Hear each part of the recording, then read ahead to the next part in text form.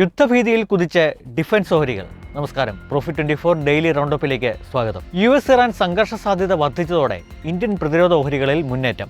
യുദ്ധസാധ്യത മുന്നിൽ കണ്ട് നിക്ഷേപകർ പ്രതിരോധ ഓഹരികളിൽ വാങ്ങൽ സജീവമാക്കിയതോടെ നിഫ്റ്റി ഡിഫൻസ് സൂചിക 2% ഉയർന്നു. ഡേറ്റ പാറ്റേൺസ് ഓഹരി 9% മുന്നേറി.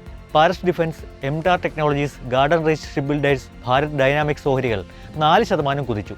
HAL, BEL എന്നിവ 2% ഉയർന്നു. 10 ദിവസത്തിനകം ആണവ കരാർ സംബന്ധിച്ച് സമവായത്തിൽ എത്തിയില്ലെങ്കിൽ വളരെ മോശം കാര്യങ്ങൾ നേരിടേണ്ടി വരുമെന്ന് US പ്രസിഡന്റ് ഡൊണാൾഡ് ട്രംപ് കഴിഞ്ഞ ദിവസം ഇറാന് മുന്നറിയിപ്പ് നൽകിയിരുന്നു. മാർച്ചിൽ US ഇറാനെ ആക്രമിക്കുമെന്നാണ് വാതുവെപ്പ് വിപണിയിൽ 57% ആളുകൾ അഭിപ്രായപ്പെടുന്നത്. റെയർ എർത്ത് ലോഹങ്ങൾക്കും ആർട്ടിഫിഷ്യൽ ഇൻ്റലിജൻസിനുമായി US രൂപം കൊടുത്ത തന്ത്രപരമായ സഖ്യമായ പാക് സിലിക്കയിൽ അംഗത്വമെടുത്ത് ഇന്ത്യ. ഡൽഹിയിൽ നടക്കുന്ന ഇന്ത്യ AI ഇമ്പാക്ട് ഉച്ചകോടിയിൽ വെച്ചാണ് പ്രഖ്യാപനത്തിൽ ഇന്ത്യ ഒപ്പിട്ടത്.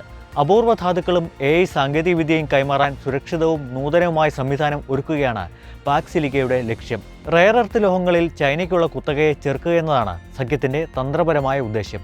ഇന്ത്യയുടെ സെമികണ്ടക്ടർ ഇലക്ട്രോണിക്സ് മേഖലകൾക്ക് ഈ അംഗത്വം മികച്ച നേട്ടമുണ്ടാക്കുമെന്ന് കേന്ദ്ര ഇലക്ട്രോണിക്സ് IT മന്ത്രി അശ്വിനി വൈഷ്ണവ് പറഞ്ഞു.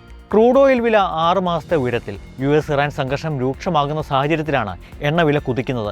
ബ്രെന്റ് ക്രൂഡ് വില ബാരലിന് $71.99 ഉയർന്നത്.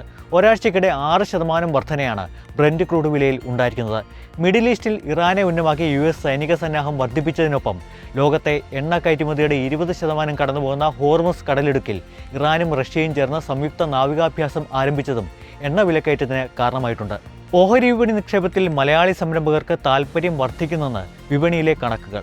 കോവിഡ് കാലത്തിന് ശേഷം നാഷണൽ സ്റ്റോക്ക് എക്സ്ചേഞ്ചിൽ മലയാളികളുടെ എണ്ണം 3.4 ഇരട്ടി വർദ്ധിച്ച് 32 ലക്ഷമായി. 2021 മാത്രം 20.6 ലക്ഷം മലയാളികൾ പുതിയതായി വിപണിയിൽ പ്രവേശിച്ച് നിക്ഷേപം ആരംഭിച്ചു. നിക്ഷേപത്തിൽ മലയാളി വനിതകളുടെ പങ്കാളിത്തവും ഗണ്യമായി ഉയരുന്നുണ്ട്.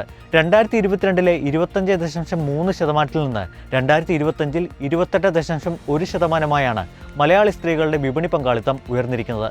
ദേശീയ ശരാശരിയായ 24.7%-ലും കൂടുതലാണിത്. കഴിഞ്ഞ 3 വർഷത്തിനിടെ ഏറ്റവും അധികം പുതിയ നിക്ഷേപകർ എത്തിയത് എറണാകുളം ജില്ലയിൽ നിന്നാണ്. 2ാം സ്ഥാനത്ത് തൃശ്ശൂരും 3ാമത് മലപ്പുറവുമാണ്.